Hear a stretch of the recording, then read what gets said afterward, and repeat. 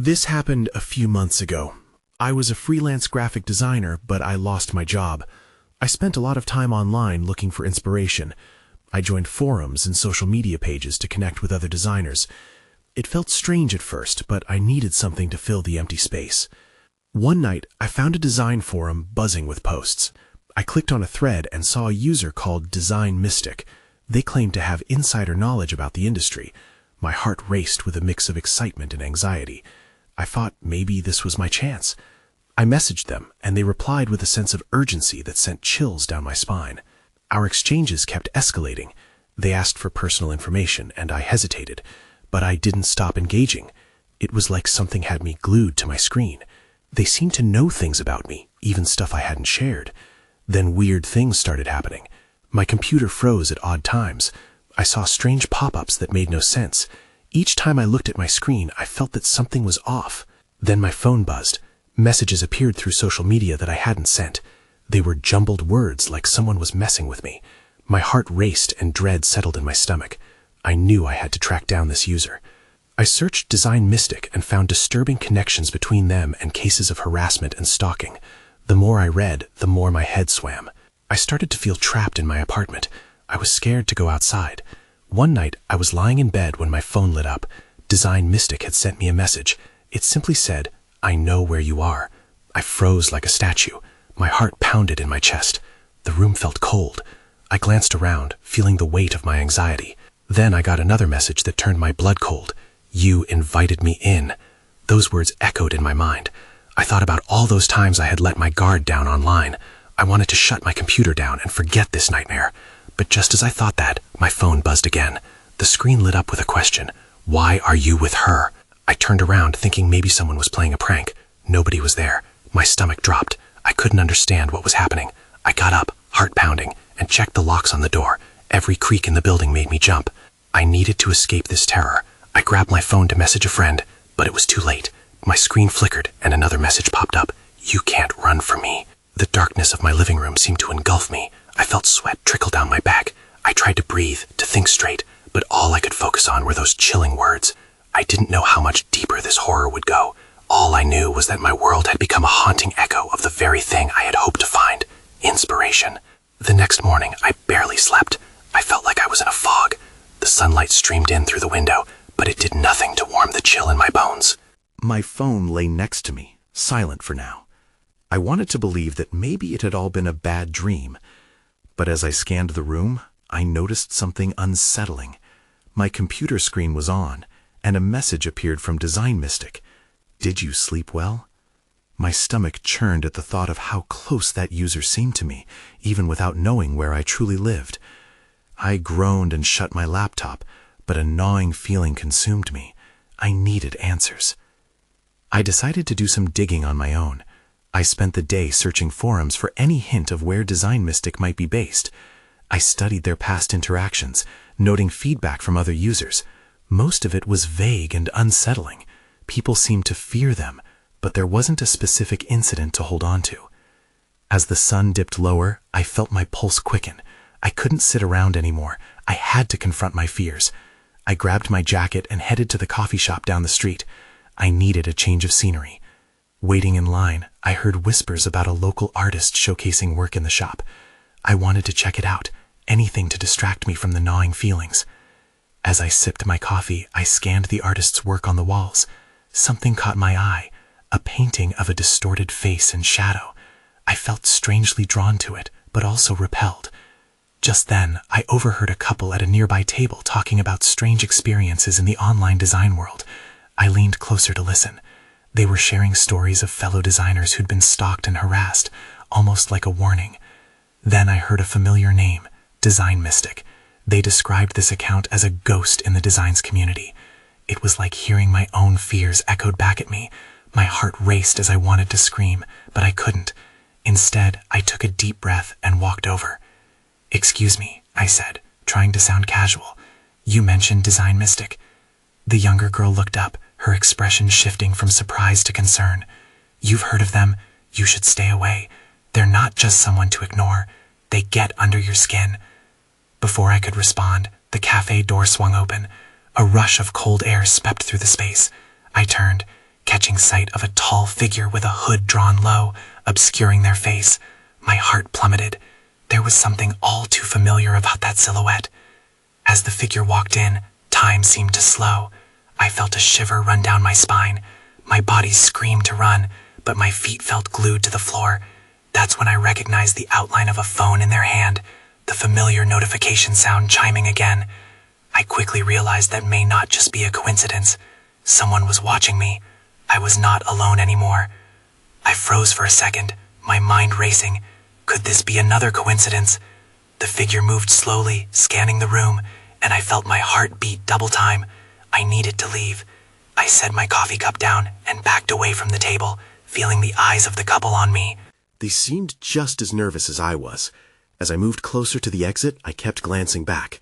The figure turned slightly, and though their face was still hidden, the phone was no longer in plain sight. My blood ran cold. I slipped outside, taking a deep breath. The cool air hit my face and cleared some of the haze in my mind. I should have gone home, locked the door, and refused to engage with the world. Instead, I found my feet moving in the opposite direction, toward the park, a place that felt familiar and safe. As I walked, I thought of the messages on my computer, my mysterious stalker. I needed clarity. What did DesignMystic want from me? I found a bench and sat down, trying to gather my thoughts. My phone buzzed again. I hesitated, then pulled it out. It was another message from DesignMystic. Do you know who I am yet? My breath caught in my throat. I stared at the screen, paralyzed. Who were they? I had to know more. Just then, I noticed a flicker of movement out of the corner of my eye. I turned my head slowly and saw a figure across the park, standing beneath a tree. The hood was unmistakable. It was definitely the same silhouette I had seen in the cafe.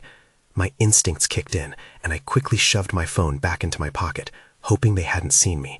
I stood up and moved to the edge of the park, blending into the crowd forming around a small concert nearby. The distant sound of music filled the air, but my focus was on the hooded figure. They hadn't moved. They were still watching. I glanced around and saw my chance. The crowd thickened, people laughing and talking, creating a comfortable noise that drowned out my racing heart.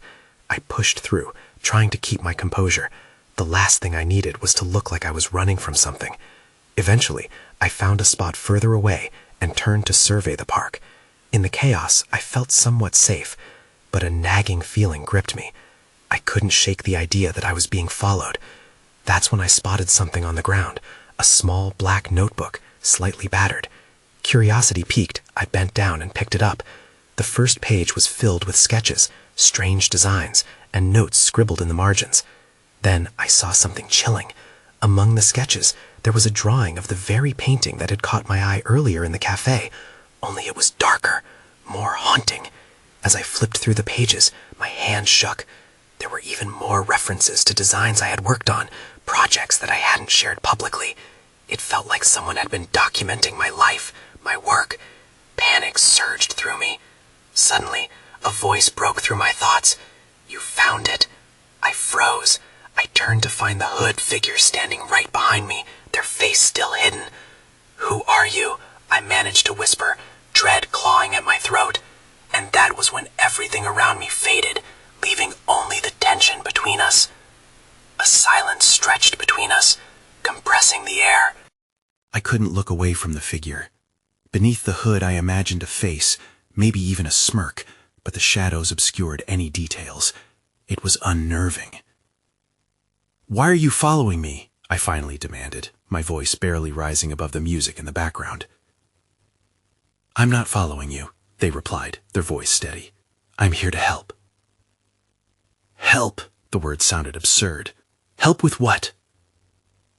The figure took a half step closer, and I instinctively tightened my grip on the notebook.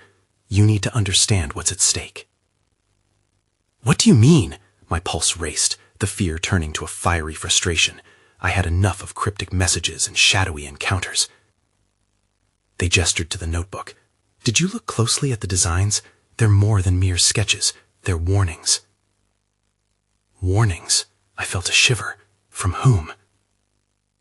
From the future, they whispered, and before I could laugh it off, they pulled back their hood. I staggered back, my breath hitching. The face was familiar, but twisted with a look of desperation. It's It's you, I stammered. It was someone I knew, an artist from an online forum I once frequented. Sophia. I had admired her work, but we had lost touch after a few heated disagreements about art and algorithms. Long story. You need to trust me, she insisted, but distrust coursed through me. Please, we don't have much time. Time for what? I demanded, glancing around for an exit. My mind raced with thoughts of the messages, the stalking. Was Sophia involved somehow? She stepped closer, her voice dropping. DesignMystic is a threat, not just to you, but to everyone connected to your work. They're using your designs for something far darker. Proof, I shot back, still skeptical. I want proof. She nodded, pulling out her phone. I've been tracking them. Look. Confidence surged through me for a moment as she showed me emails and threads that revealed the hidden patterns of someone using my work to drain the creativity from artists like me. What are they doing with it? I asked, my voice trembling. I don't know everything, but if we don't stop them, your life and your art will be forever changed, she said. I swallowed hard. The chaos of the park melted into the background. So, what's the plan? Sophia hesitated, her face turning grave. We need to find the source, the heart of DesignMystic. I have a way in. But just as a flicker of hope ignited, I felt someone watching us. I turned, scanning the trees and the throng of people still enjoying the concert. Then I saw it. Another hooded figure, lurking behind a nearby vendor, their eyes locked on us. Shit, I muttered. Get ready, Sophia said. All business now. The atmosphere shifted. She stood tense, her gaze fixed on the new thread. Everything began to spiral. I had walked into the park seeking clarity, but now I faced something far more sinister. The stakes had never been higher. Run, she shouted, and we bolted, driven by the fear of what might happen if we didn't. But in the back of my mind, I knew this was only the beginning. We sprinted through the crowd, my heart pounding in sync with the thumping bass of the concert. People jostled us, unaware of our urgency. I glanced over my shoulder, the hooded figure still in pursuit, weaving between festival-goers. Left, Sophia yelled, veering toward a narrow alley that cut behind the fruit stands. I followed, adrenaline surging. The scents of fried food and unwashed bodies mingled as we ducked into the shadows. We stopped to catch our breath. I leaned against a graffiti-covered wall, trying to compose myself.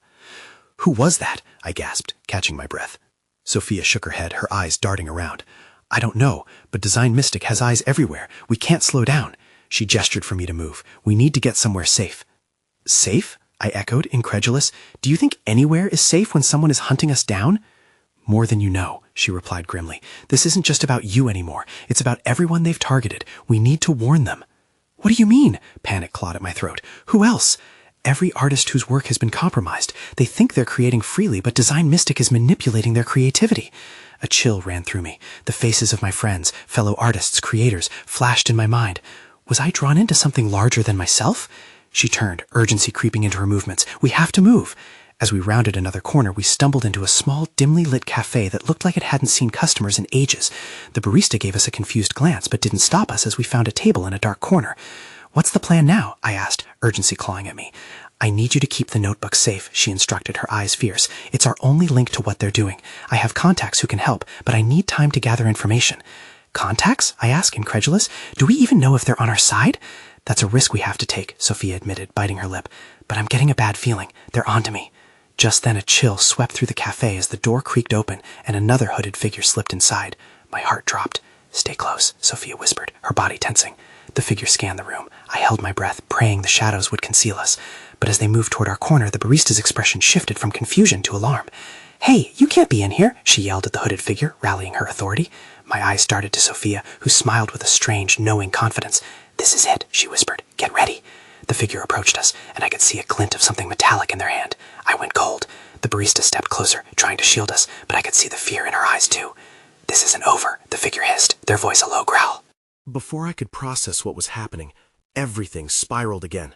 The cafe lights flickered as screams echoed outside, and I knew we had to leave, fast. Then, everything went dark. I gasped as a sudden blinding light flooded back in. It felt like waking from a nightmare, but the reality was just as terrifying. I bolted upright, heart racing, and scanned the cafe. It was empty now. The barista, the hooded figure, everyone had vanished. Where? I started, but my voice came out as a whisper. Sophia? Here. Her voice came from the doorway. She was peering out into the alley, tension radiating off her. We can't stay here. I don't see them, but they won't be far. I slipped off the chair, my legs shaky beneath me. What happened? Did they leave? Or were they just waiting for their chance? She stepped back, pulling me toward the door. We need to go, now. My mind raced as we darted into the alley. The adrenaline still coursed through my veins, but I felt a sinking dread in the pit of my stomach. Where are we going? To meet a contact. She's reliable, but she's also risky. Just trust me on this. Her urgency pushed me forward, and we slipped into a side street away from the festival. Shadows loomed over us, and I couldn't shake the sensation that eyes were watching. What's her name? I asked, struggling to keep pace. Nyx, she replied. She used to work for DesignMystic, but she escaped. Know too much, they say. That's why I trust her. Trust a stranger? Panic slipped into my voice. How do we know she won't hand us over? Sophia shot me a glance, her jaw clenched. Because I've seen what she can do. She won't betray us, not when everything's at stake. Rounding a corner, we found a winding staircase leading down to a basement. The door was cracked ajar, and a warm glow spilled out. Here, Sophia said hesitantly. This is it. We stepped inside. The air was thick with the smell of incense, and the walls were lined with art, some beautiful, some haunting. Nyx sat at a small table covered in gadgets and strange trinkets. She had dark hair that framed her face, and her eyes blazed with an intensity that made me uneasy. Hello, Sophia, she said, voice smooth but laced with a hint of danger. Her gaze shifted to me. You must be the artist. Yeah, that's me, I stammered. Nyx scrutinized me for a moment, then turned back to Sophia. You've put yourself in quite the mess. I hope you have a plan. Not just a plan, but we need information. DesignMystic is hunting us down. Nyx leaned back, her expression thoughtful. I have heard whispers. It's worse than you think. They're not just hunting artists, they're erasing them from existence. I felt a chill grip me. Erasing? What does that even mean? They hijack creativity, twist it into something dark, and discard the creators when they're done. I've seen it happen. Just then, a loud crash echoed from the entrance, followed by hurried footsteps. My heart sank. We don't have much time, Nyx said, face hardening. We need to act fast. Sophia looked to me, determination etched on her face. We need the notebook. It's our only leverage. That's when I saw it, I blurted out. The glint. What if they were after the notes? Then we're already too late. Suddenly, the door burst open and shadows poured in. It was them. Run, Sophia yelled, shoving me toward the back exit as the dark figures closed in. I sprinted, fear blaring in my ears. We burst through the back door into a narrow alley. Cold air hit my face, sharp and stinging. I ran blindly, not daring to look back. The sounds of chaos echoed behind us, the shouts of the figures filling the cafe, their intent clear. Keep going, Sophia urged, her breath coming in quick gasps.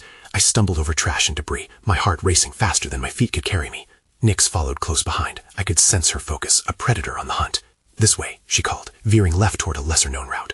Where are we going? I shouted, narrowly dodging a dumpster. My mind was still racing over everything she had told us. To my safe house, she replied. It's just ahead. We can regroup there. Relief washed over me, but it was quickly replaced by dread. And then what? Are we just going to sit and wait? We figure out how to deal with this. Nyx's tone was serious. But first, we need to survive. I nodded, pushing onward, but I couldn't shake off the sense that everything was spiraling out of control. Ahead, the alley opened up to a courtyard, decorated with flickering lights strung overhead. It should have felt festive, but dread saturated the air like smoke. Nyx led us through a door that opened into a small, dimly lit room. The walls were lined with bookshelves filled with oddities, some familiar, some completely alien. Sit, she ordered, pointing to a couple of chairs. Sophia collapsed into one, and I followed suit, my legs feeling like jelly. What's the plan? I asked, trying to steady my breath. Nyx leaned closer, a serious expression on her face. We need the notebook. If they want it, it's essential. What if they already have it? I glanced nervously at Sophia. Then we make a new one, Nyx said with conviction. You can recreate your work, can't you? I don't know, I replied, doubt creeping in. They were chaotic, but they had a lot of my sketches. I don't even remember all of them. Suddenly, a loud bang shook the door, making us all jump. The sound of footsteps grew louder. They were coming for us. Hide, Nyx hissed. Quick! Before I could fully comprehend, I was pushed under the table. My pulse raced as I crawled into the cramped space, the darkness closing in. I peeked out, just in time to see Nyx bracing against the door, her brow furrowed with concentration. "You can't hide forever," a voice shouted from the other side. It was deep and menacing. "No," I whispered. "They found us." "They will breach," Nyx said, not taking her eyes off the door. "Stay silent. Trust me." A silence settled over the room, thick and suffocating. I held my breath, willing my heart to stop thundering. Just then, a flash of light illuminated the room, and I caught a glimpse of Sophia's terrified face. "What if they get inside?" she mouthed, panic evident in her eyes. Then I remembered something that chilled me to the core. "What did you say about creativity?" I whispered to Nyx. "What happens to the artists?" "Shh," she snapped. "Focus." But I couldn't. Those words echoed in my head, erased. No one knew what that really meant, but it sounded final. It sounded deadly. And then there was a loud crash. The door splintered as someone charged through, and chaos erupted. The door flew open with a deafening crack, splinters exploding into the room. I barely had time to process the shadows that surged in, the figures towering over Nyx, a grim determination in their movements. "Get behind me," Nyx shouted as she lunged forward. I caught a glimpse of her eyes, fierce and unyielding. I wanted to scream, to warn her, but the words stuck in my throat. Sophia curled into a ball under the table. I could barely see her, but I could hear her quiet, desperate breaths. "What do we do?" she whispered, her eyes wide with fear. "Stay hidden," I hissed back, but even as I said it, a part of me wanted to leap out and help. I felt so useless, like a ghost trapped in this cramped space. The figures moved with purpose, scanning the room, searching for us. One of them stepped into the light. His face was obscured by a mask, but his stance screamed authority.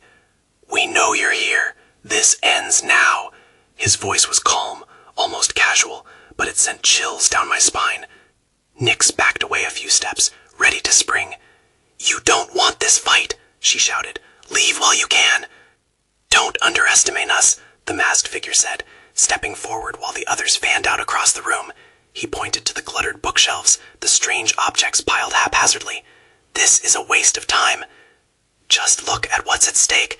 You know the consequences if you don't let us walk away." Nyx persisted, but I could see the tension in her shoulders. It was building, a storm ready to break. I clenched my fists, feeling the weight of the notebook hidden in my pocket. The thought of my work falling into the wrong hands sent my mind spiraling. They needed to be stopped, but how? "Time's up," the figure shouted suddenly, his hand reaching toward a dark object at his waist. There was a moment of frozen chaos, and I realized what he was about to do. "No!" Nyx yelled, and it felt like everything snapped into motion. She lunged at him just as a deafening crack rang out. The sound echoed, and my heartbeat surged. I squeezed my eyes shut, bracing for the impact. But it never came. Instead, there was only silence, then the sickening thud of something heavy hitting the ground. I dared a glance out from under the table. The masked figure was down, his hand clutching his side. Nyx stood over him, her eyes aflame with rage. Before I can process what happened, the remaining figures sprang into action, charging. I watched as the chaos unfolded in real time, like a waking nightmare. "Run!" Nyx shouted, turning her back to grab Sophia and pull her to her feet, urgency lacing her voice. "Now!" We scrambled to our feet, but the exit loomed ahead, blocked by forces determined to take us down. My heart sank. Then I noticed something glowing on a nearby shelf, my notebook. It shimmered, almost calling to me, but I felt paralyzed. "Get the notebook!" Sophia shouted, eyes wide with panic. "It's important!" That's when I saw it, a flash of movement, a third figure, lurking in the shadows, watching, waiting. My stomach dropped. "Who is that?" I whispered. "Just go," Nyx urged. "We can't fight them all." But something about that shadowy figure tugged at my memory. I couldn't shake off the feeling that this encounter was far from over. The moment was chaotic. My mind raced as Nyx tugged at Sophia, both of them moving toward the exit that felt miles away. The masked figures loomed, their eyes scanning the room like hawks. I couldn't hear anything over the pounding in my ears, but still I hesitated, torn between the urge to escape and the pull of my notebook. "Nyx, wait!" I shouted, hoping to make her pause. "We need the notebook. It has everything." "But we'll be caught," Nyx shot back, her voice tight with urgency. "Please, it can't fall into their hands." I pointed to my notebook, the glow still beckoning. She hesitated, just for a fraction of a second, and it was enough. I broke away from them and dashed toward the shelf. My heart pounded, and as I reached for the notebook, a hand shot out from the shadows, grabbing my wrist with a vice-like grip. I spun around and came face to face with the lurking third figure. My breath hitched as recognition struck me. "You?" I gasped, unable to believe it. They were an online stranger I'd once talked to in a chat room, drawn into a world I barely understood. I never met them face to face, but their unmistakable eyes stared back at me, filled with an unsettling mix of familiarity and menace. "We need to go!" Nyx screamed, her voice slicing through the haze of confusion. The figure's grip tightened. "You really have no idea what you're getting into," they said, their voice low and dangerous. "It's too late for you." With a burst of adrenaline, I wrenched my wrist free and snatched the notebook off the shelf. The moment I had it in my hands, everything shifted. There was a strange energy pulsing from it, and I felt a connection surge between us. It was like the notebook recognized me. "We don't have time," Nyx's command snapped me out of my thoughts. Just as I turned to rejoin them, the other masked figures started to close in. Their movements were fluid, almost choreographed. I glanced back at the figure I once thought I knew. "What do you want?" They smirked, eyes glinting with menace. "Everything you've got in that notebook is something we want, and I'll make sure you won't leave here alive if it means getting it." The roar of conflict erupted around us, and I could feel the weight of the moment pressing down. "Run!" I yelled to Nyx and Sophia, but they were already pushing through the chaos, heading for the door. I fought against the urge to look back, but something was pulling at me, like strings tugging at my fate. The figures radiated hostility, and I couldn't shake the feeling that I had unwittingly stepped into a web of danger far worse than I imagined. With a final glance, I turned my back and bolted toward my friends, the notebook clutched tightly against my chest. But just before I reached the safety of the exit, the room plunged into darkness. I felt the air shift, heavy with an unknown presence, and panic surged through me like ice. Something was here, a new threat. "Don't look back," Nyx shouted, half dragging me forward.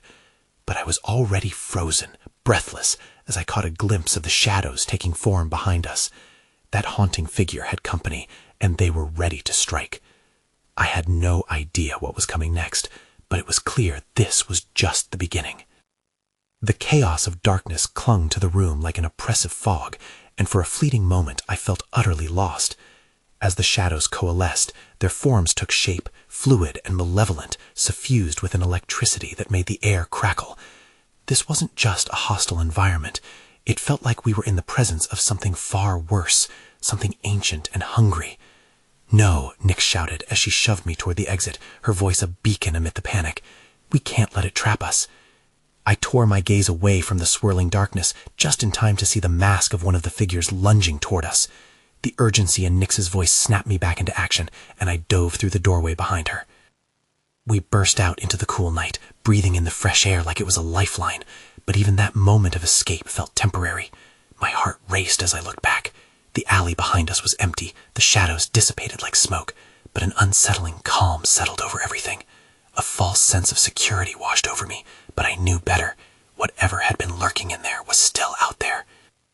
"Where now?" I gasped, turning to Nyx and Sophia, who were breathing heavily but focused, their fear driving a sense of urgency in their eyes.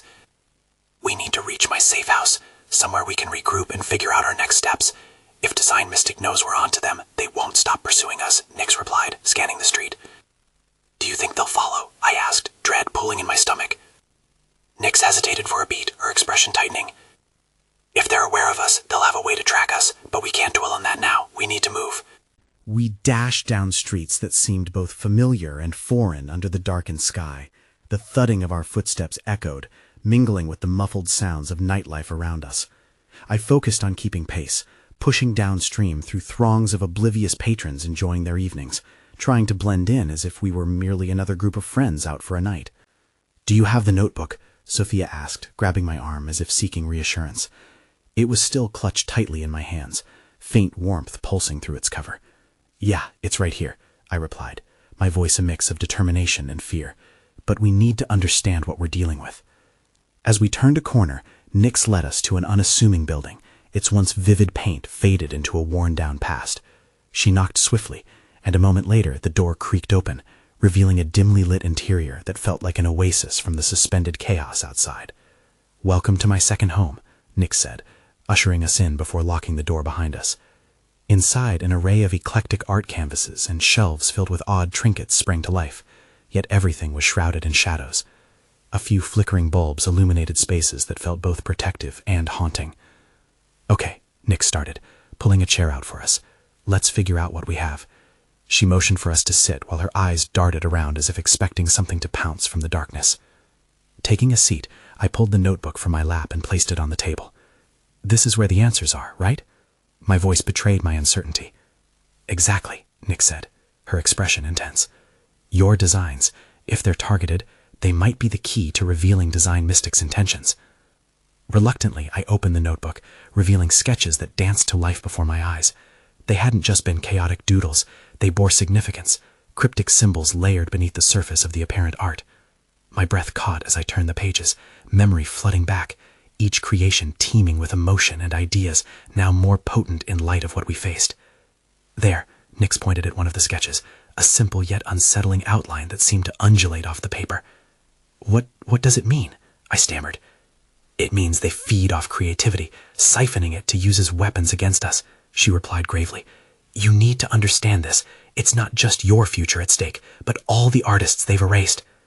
The weight of her words anchored themselves within me, anchoring in the fear that reverberated through the room. I glanced at Sophia, whose eyes widened with the gravity of realization. "So how do we fight back?" I asked, the questions pouring out. "How do we stop them?" "By rediscovering the connection to your art, redefining it. You can draw from the energy within you to protect against them. Creativity isn't just a tool. They want to capture it because it's a force," Nick said firmly. The rhythmic sound of footsteps outside interrupted our focus. I glanced toward the door, heart racing. "They're here, aren't they?" Nix nodded, urgency rippling through her. "We need to act fast. They'll come looking for the notebook." "And what about you?" My voice sliced through the tension. "I can't leave you to them." "Don't worry about me," Nix said, her tone hardening. "I'm more resilient than I look, but we'll need a plan." As we plotted, my mind was buzzing with thoughts of the shadows still lurking behind us, the visceral malevolence lingering in the air. Each second felt stretched, suffocated by uncertainty. I caught my breath and looked at the two women beside me. "So, what's the next step?" Nix didn't hesitate. "We need to use that notebook. It's your creation. You need to bring the designs to life, to harness their power and reflect it back." In the face of that kind of darkness, anxiety flooded my voice, but the urge to fight bubbled beneath the surface. "Yes," Nick's confidence ignited a flicker of my own determination. "Believe in your ideas. Creativity is just as potent as their darkness. You'll channel it, and I'll help create a barrier." The urgency propelled me forward. I could feel the weight of responsibility tightening around my chest, an unyielding need to fight back against the looming threat. "But what if it's not enough?" I whispered, the fear creeping back as I processed the enormity of what lay ahead. "It will be," Nick said, "because we won't be alone. You're not just fighting for yourself. Together, we'll uncover the truth, find the others, and break this hold." As we conceptualized a plan in that dim room, I cast a glance toward the door, a threshold that felt both ominous and resolute. The air tingled with potential, barely cloaked beneath layers of dread. I could almost sense the answers waiting for us on the other side, half-formed shadows, patiently waiting to reveal themselves. I stood, notebook in hand, heart pounding and determination coursing through my veins. With the walls closing in and danger lurking outside, we had a battle to fight, and this time we'll embrace the chaos instead of cower from it. Without knowing what the outcome would be, I took a deep breath. "Let's do this."